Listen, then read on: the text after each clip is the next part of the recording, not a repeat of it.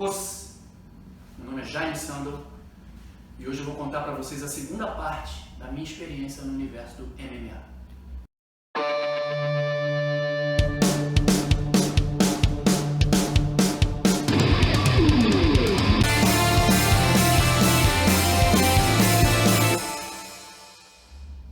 Para quem assistiu a primeira parte, eu terminei exatamente na vitória do Vitor contra o Rich Franklin, né? Um momento fantástico ali para todos nós. Depois nós voltamos juntos no voo e ali ficou um sentimento de muita amizade, a gente desenvolveu uma amizade muito grande, porque nós ficamos confinados em uma casa, confinados não, mas ficamos juntos em uma casa em Las Vegas, eu, ele e um amigo dele da Califórnia, chamado Chris. Então a gente desenvolveu uma amizade muito próxima ali, muito respeito, muita confiança. Na volta, o Vinícius adorou o resultado, veio conversar comigo e tal, me perguntou o que eu tinha feito de diferente do que ele tinha pedido, eu expliquei, ele falou que estava ótimo, que era isso mesmo, que era para eu adaptar um pouquinho o que ele tinha dito. E ele seguiu comandando, ele seguiu como head coach, comandando os treinos de Karatê. E a gente treinava Karatê 3 vezes por semana, religioso. Íamos para a academia do Sensei Hugo Arrigoni, no clube ali Adolfo Bloch, uma academia fantástica, com uma infraestrutura maravilhosa. A gente ia sempre de manhã ou cedo à tarde, quando estava vazia a academia, e ficávamos os 3 treinando. Eu, Vitor e Vinícius. O Vinícius comandava os treinos. Às vezes vinha um convidado para fazer um pouco de grappling, um pouco de chão, ou até para trocar com a gente. Nisso, aconteceu o problema no ombro do Vitor. Mas calma, vamos voltar um pouquinho à história. Vou contar para vocês o que aconteceu logo depois da vitória dele. Nós entramos no octógono, comemoramos juntos, saímos de lá. Vem então um fiscal do UFC para levar para dentro dos camarins e lá dentro ele fazer o exame de urina e tal, para ver antidoping. Quando a gente estava lá dentro, o Vitor ainda com as luvas do UFC, com as ataduras e tudo. Quando a gente estava lá dentro, batem na porta e entram Lorenzo Fertitta, que é o dono de fato do UFC, ele com o irmão dele, mas só entrou o Lorenzo, e o Dana White. É verdade, parece mentira, mas não é. Eu estava dentro desse camarim, desse vestiário, que é o lugar onde os lutadores se aquecem antes de entrar, quando entrou o Dana White e o Lorenzo Fertitta. Eu fiquei duro ali no meu lugar, eu entendo inglês bem, né? Falo fluente, fiquei ali ouvindo a conversa deles. Primeira coisa que o Dana White fez foi estender a mão. Parabéns, Vitor, muito boa, excelente sua luta, muito bom. O Lorenzo apertou a mão dele também, não falou nada, só deu um sorriso. E na hora, na lata, o Dana White falou: você quer lutar com o Anderson Silva pelo título? Gente, eu tava lá, eu vi. Não é historinha, não. A primeira reação do Vitor foi falar: Dana, eu acho que eu não estou pronto ainda. Eu acabei de voltar e eu acabei de fazer uma luta. Eu acho que eu podia esperar mais um pouco. Aí o Dana White ficou meio assim, e eles tinham uma história pregressa aí do Vitor não obedecer muito, por assim dizer, o que pedia o Dana White no UFC. Então o Vitor percebeu isso e rapidamente falou: olha, mas eu sou empregado do UFC, eu sou funcionário do UFC. Então, na verdade, o que vocês decidirem, eu vou cumprir. Aí o Dana White deu um sorriso grande, o Fertitta falou assim: tô adorando esse novo Vitor. E eles então falaram: então vou fechar a tua luta contra o Anderson Silva, lá em Dubai. Assim foi. Não foi o Vitor que pediu a luta, como foi dito aí, o Anderson até reclamou disso. Não é verdade. O Vitor não pediu a luta. O Dana White ofereceu a luta para ele. Ele queria casar essa luta, que ia ser a luta do século. Bom, voltando para o Brasil, nós treinando lá no clube Adolfo Bloch, 3 vezes por semana, o Vitor começa a sentir uma dor muito forte no ombro. Eu sei disso, porque eu tenho o ombro operado, né? E eu então ficava preocupado, tudo ele reclamava. Ele socava, reclamava. Ele batia a manopla, reclamava. Ele fazia chão, reclamava. A gente trocava a posição ali no grappling, ele reclamava. A gente fazia clinch, ele reclamava. Ele então foi ao médico e veio o resultado. Ele teria que operar o ombro. Foi uma decisão muito difícil. O Vitor queria lutar de qualquer jeito. Ele não queria se operar. E aí o Vinícius, como head coach, treinador principal, bateu o martelo. Falou: Vitor, você não vai lutar. Não adianta você ir para fazer a luta do século, sentir o ombro e perder a luta para o Anderson Silva, que é o cara mais perigoso do mundo. Então você não vai lutar. Você vai se operar. E assim foi. O Vitor se operou. O UFC escalou então Demian Maia naquela luta super polêmica que aconteceu lá em Dubai. Era a primeira vez que o UFC chegava lá. O Vitor então seguiu a recuperação dele.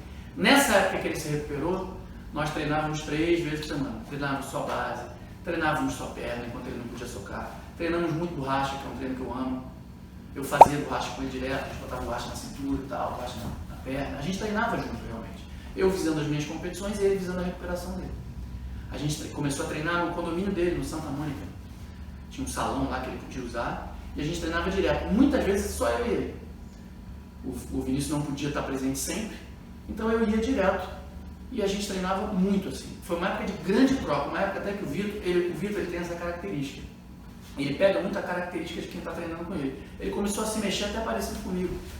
A base dele ficou um pouco maior, ele ondulava um pouco antes de entrar, se mexia muito, pisava na ponta do pé, estava muito rápido. Foi uma época muito legal. Depois disso, o Anderson seguiu imbatível e finalmente se fechou a grande luta, a luta do século. 2011, Las Vegas.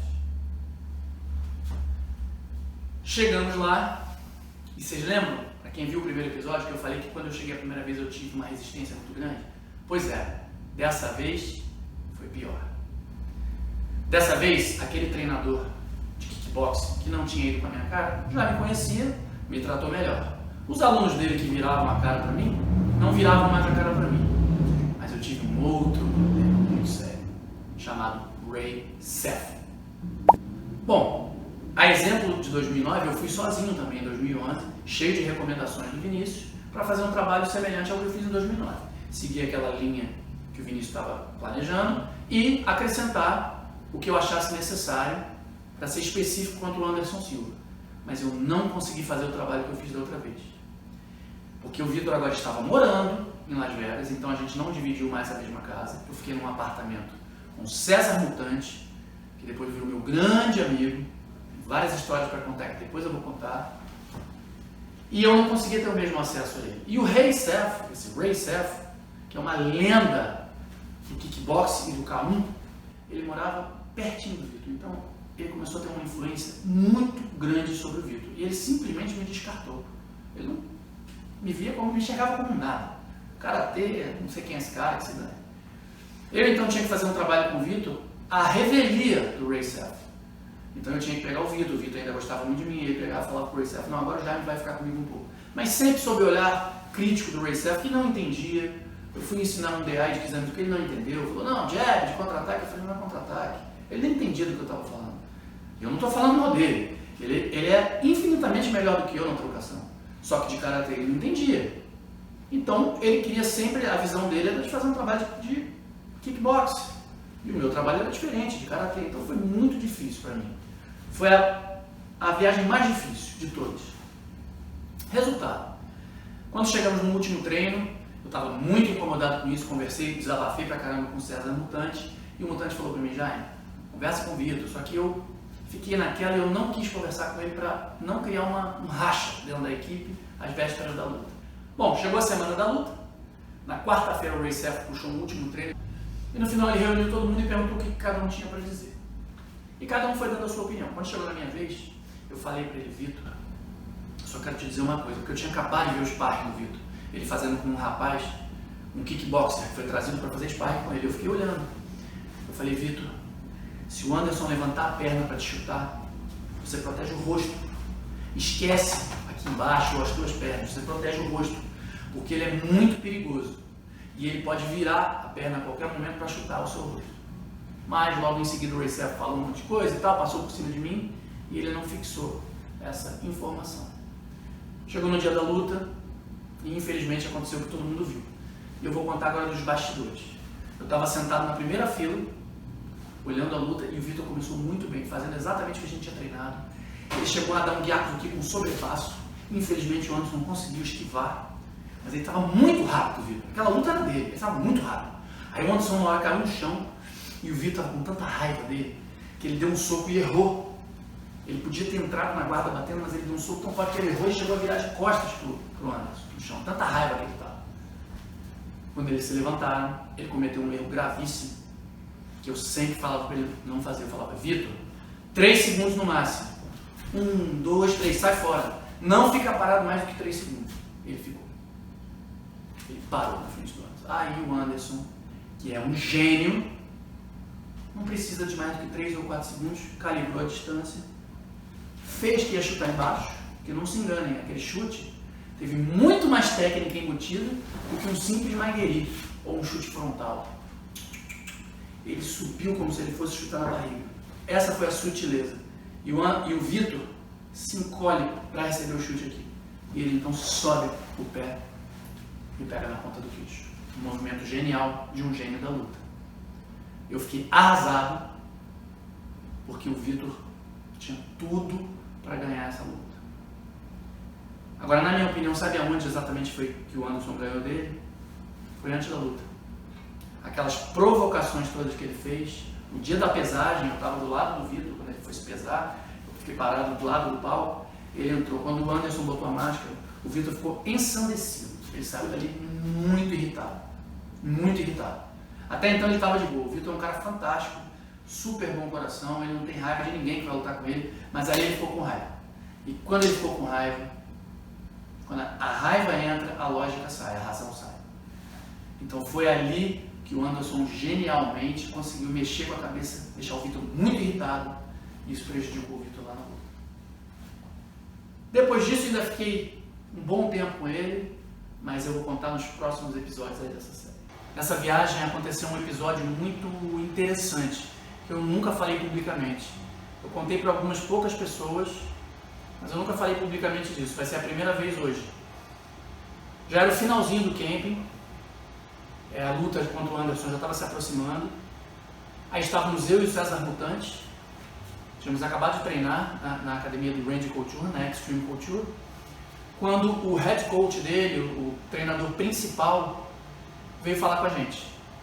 E ele me chamou e falou para mim, em inglês, né? Ele falou: Jaime, você seria o cara ideal para ajudar a gente. Você não quer ficar aqui mais algumas semanas? Porque o Randy tem uma luta contra o Lyoto Machida. E você seria o cara ideal para não só para simular a forma do Lyoto se mexer, como para você dar as dicas, né? Mostrar o caminho que a gente poderia usar para ganhar essa luta. Eu fiquei, não vou mentir, em primeiro lugar, muito envaidecido, claro. Afinal de contas, para quem gosta de luta, o Randy Couture é uma lenda. Eu estava acostumado a vê-lo lutar na televisão, lá na minha casa. E de repente eu estava ali recebendo uma oferta de trabalhar com ele.